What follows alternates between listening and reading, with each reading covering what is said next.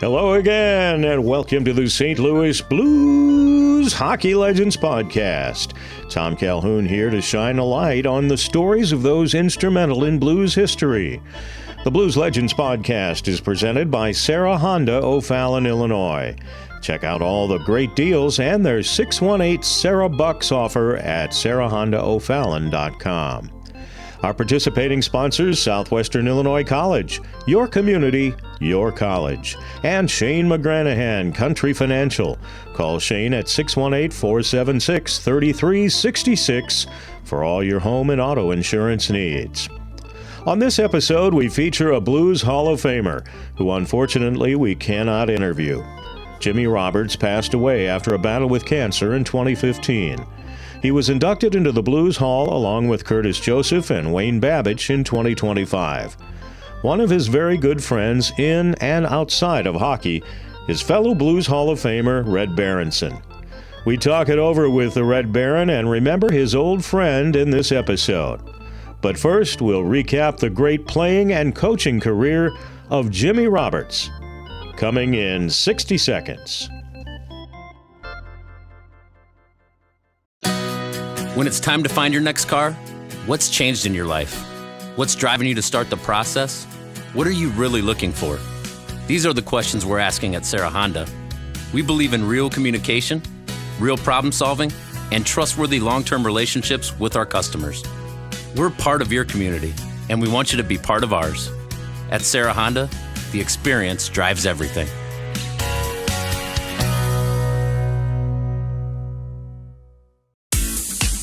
You've got a lot going on in life, and you depend on your car to get you to places you need to be. So when it's time for maintenance or repair, we know you need it done fast and done right. Convenience and quality customer service with team members you can trust. That's what you're looking for. We'll get you safely back on the road and back to your busy life. At Sarah Honda, the experience drives everything.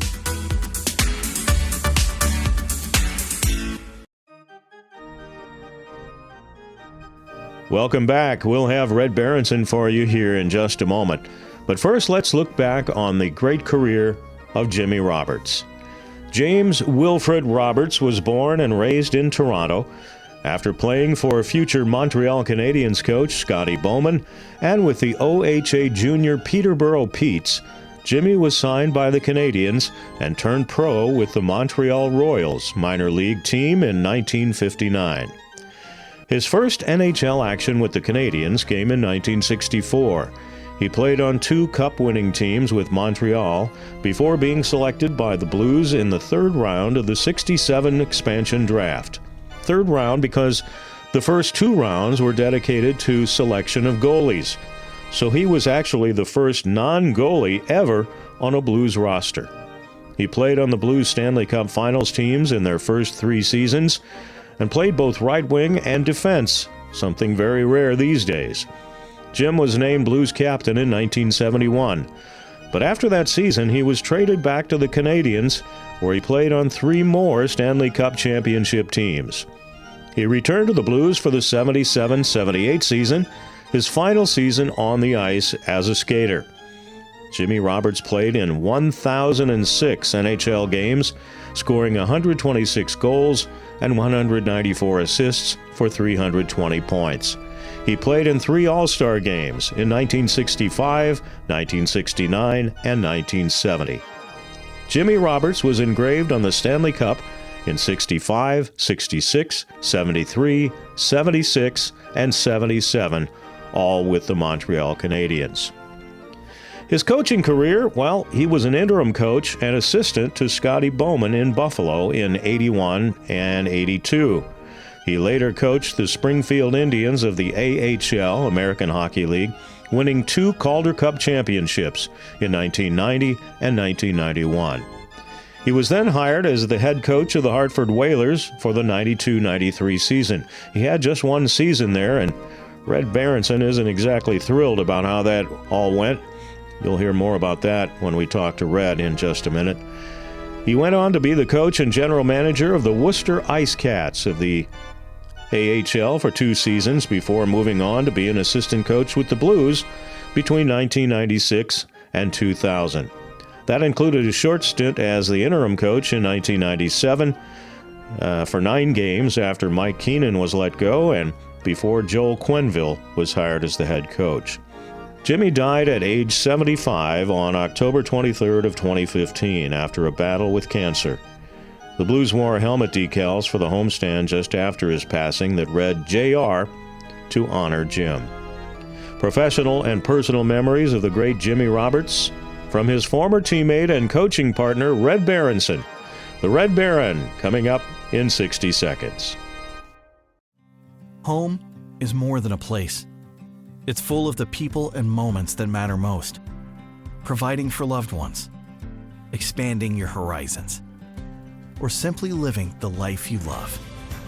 With all you have to protect, choose insurance you can count on, so you can experience more of what you live for.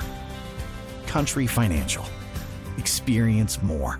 Call Shane McGranahan, taking care of all your insurance needs in Missouri and Illinois. With the new Career and Technical Education building at the Southwestern Illinois College Redbud campus, students have a place where hands-on training meets real-world experience. Meet Hunter, a proud SWCC alum who studied welding and turned his skills into a successful career. My experience with the SWCC welding program was super hands-on. It really showed me all the technical aspects of the welding. Having a program like SWCC with the affordability like SWCC, it's unmatched. And we welcome the great Red Berenson to our Jimmy Roberts podcast. We have gone over Jimmy's professional career and some of the facts and figures on the podcast just before the break. And now we are welcoming the Red Baron to our podcast. And Red just had a little bit of back surgery the other day, minor surgery. Glad that went well, Red. Yeah, I guess when you're older, you're going to expect some of these things, whether it's a result of hockey or just age. But nevertheless, I'm good to go. Good for you. And I take you being available for this today as a tribute sort of to Jimmy Roberts, because you knew we're going to talk about Jim a little bit. First off, you know, many of the Blues fans, especially current Blues fans, the younger population and fans of this podcast, are too young to have known much about Jimmy as a person. Can you first of all, give us a little bit of a sense of his personality? What kind of a guy was Jim Roberts? Well, I met Jimmy when he was about 20, maybe 21 years old. And we were both, and I had just finished college, so I was about 22. And we were playing in Hull, Ottawa at the time. And of course, I saw him at Montreal's training camp and so on. And the first thing that stood out about him was how serious and yet how happy-go-lucky he was at the same time. Like, he had a great sense of humor, but boy, when it came to hockey, he was so serious, and his work ethic was as good as anybody. And over all those years, it was Jimmy Roberts' work ethic and his ability to adapt to whatever the team needed. And usually it came down to the part of the game where no one wanted to really do it that well, and that was the defensive part. And he became a defensive specialist at a young age, but it was just his attitude. He couldn't wait. He was never late. I mean, he was always on time, and he was prepared. And you knew every day in practice and every game what you were going to get from Jimmy Roberts. I've heard he was a great person to be around, and I've heard that said by a lot of people, and you're giving me a sense of that right now. Well, he was, and on and off the ice. We spent a lot of time with Jimmy as players, but we spent a lot of time with him off the ice. And then eventually, when he married Judy and they had a family, and we did too, and we'd travel together in the summertime. We both had Airstream trailers. And we really got to know each other away from the rink, and it was all fun with Jimmy, and he couldn't wait to do the next thing around the corner, whatever it was. Well, you played with Jimmy, obviously, in the first ever Blues season after your trade from the Rangers to the Blues. But as you've said, you met before that, so you had a little bit of knowledge of what you were getting when you came to the Blues. You'd be playing with Jimmy. Well, when I saw remember they had an expansion draft just Right. before the Blues' first season, and Jimmy was the first player after the goalie, Glenn Hall, and then the regular players were drafted, and Jimmy was drafted number one. And I knew exactly. And some people said, "I wonder why they drafted Roberts number one." Well, I said, "I'll tell you why. Because he's going to be a heart and soul player in St. Louis. He's going to be a leader. He's going to do whatever it takes. He's going to set an example that the young players will be hard pressed to keep up to." And that's why he was drafted number one. And so they built that team around guys like Jimmy Roberts, and that's why the Blues had success. Yeah, and he had already played on, what, 4 cup teams up in Montreal prior to that, so he knew a little bit about winning. Well, and Scotty Bowman did too, and he'd been around, and he wanted players that had played in good organizations, and Jimmy obviously played in at the time the best organization that from a winning standpoint. So it wasn't it wasn't a surprise where he picked up other players from Montreal over the years to fill in holes because he knew they could add to whether it was the attitude or the resume of the Blues. Yeah, and as a player, not many guys play both defense and right wing these days. Shift back and forth between those positions, but he was able to do that. In fact, he was kind of a defensive specialist, wasn't he? A guy who would shadow the best player on the other team and try to take him out of the game. He really was. He could do that. I've seen him do it. I've seen him play regular on defense, and then in the same game be moved up front to kill penalties, and or to play on a checking line. But Scotty Bowman coached him in junior in let me guess in Peterborough, and Scotty knew what Jimmy what he brought to the table and what kind of person he was, what kind of a athlete, how competitive, his attitude, his dedication, and he knew exactly what he was getting, and that's what he got in St. Louis. And I looked at his stats a little bit, and he always right there among the secondary scorers, I guess, on the team. He was contributing goals and assists along the way as a defensive player as well.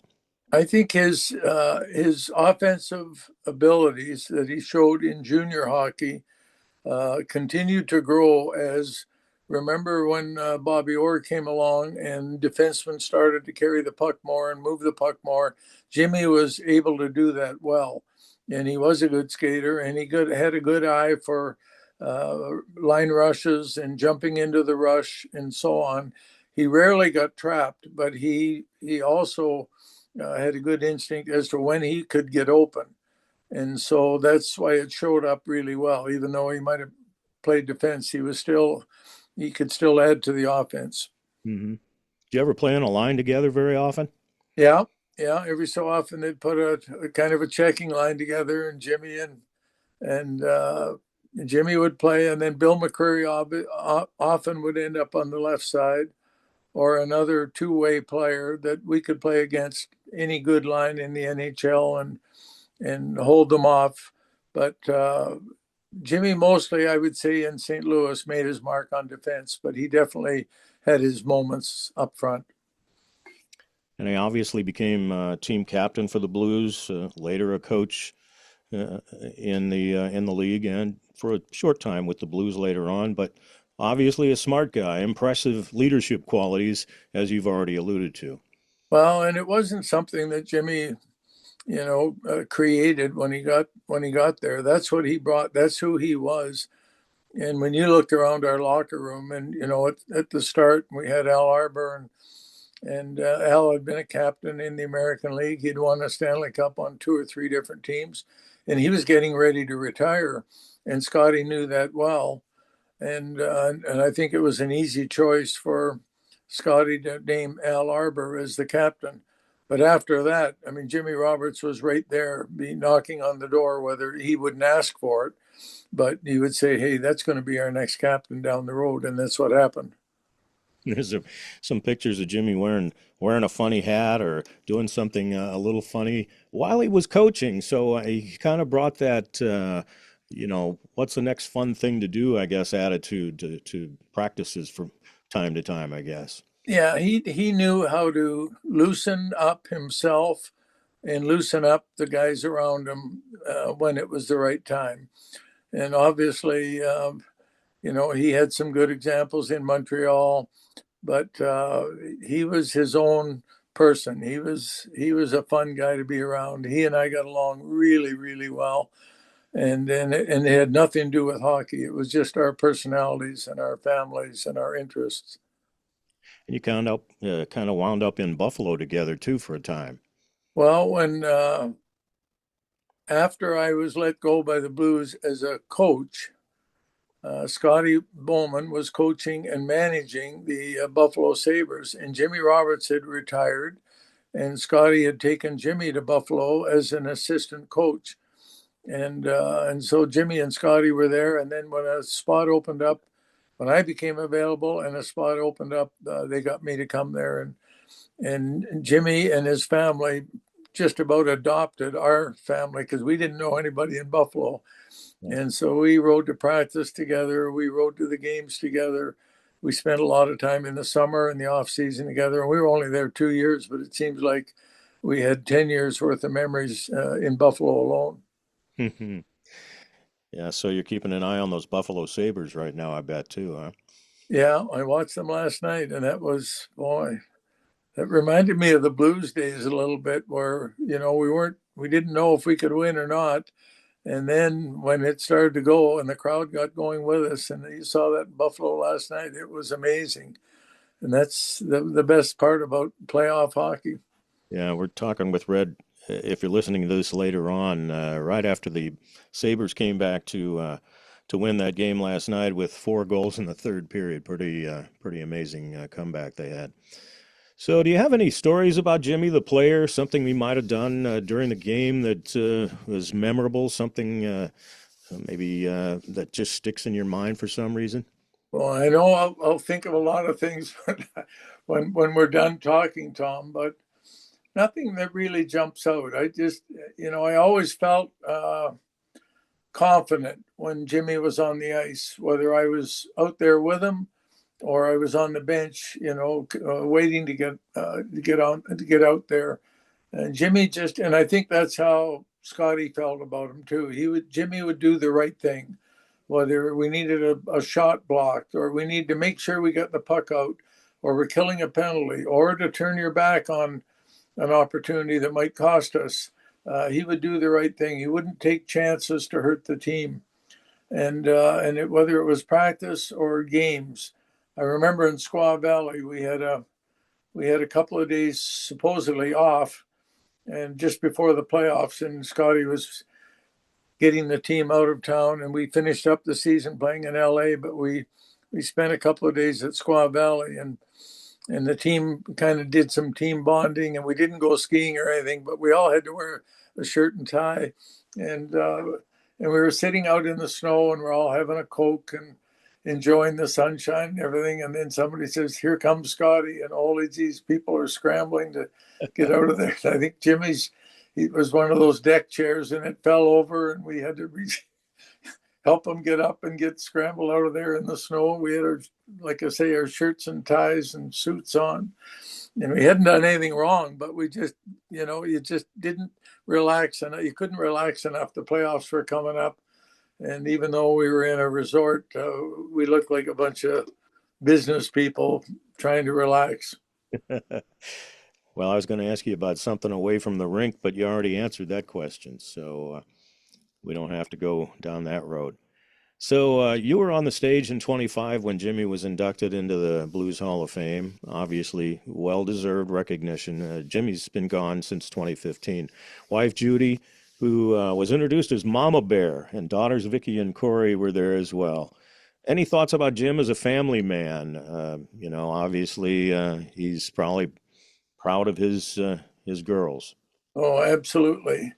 And like I say, we traveled together, so we took our trailers to Florida and took the kids, and we had 4 kids and they had 2, and they had the 2 daughters and I had 2 boys, so everybody got along good. And and we went to Disneyland or Disney World when it first opened up, and it was magical for us. Like we were like a bunch of hicks at the time when we got down there. It was holy geez, I can't believe this. And Jimmy, he was so impatient, and you had to wait to get on the rides, and he couldn't stand himself for, come on, like we got to get this line moving. How are we ever going to get on this ride, and so on. So he was impatient, but we figured it out that if we get up really early in the morning at the campground we were at, and then they brought us over on a little mini train in Disney World in the campground. It was a great setup. And we'd come over there early in the morning, and there were no lineups. And Jimmy loved that. He was an early morning person. So if he wasn't doing something, he'd be out running in the morning. Like he was always a fitness guy away from the rink. And whether it was during the season or off season, just like when him and I were coaching and we were on the road and whatever, we were always going for a run and just to keep in shape. And it was, even though he was always heavier than me, but he was always watching his weight and we were always talking about it, but he was always a step ahead of me too when we were running. So we had a good time. And then eventually he ran a marathon. Good for him. Yeah. He won a couple of Calder Cups, excuse me, in the minors with the Springfield Indians. And he had the one season where he coached the Hartford Whalers and a couple of seasons, as you mentioned earlier, as an interim coach. Why don't you think he connected, as a coach long-term somewhere?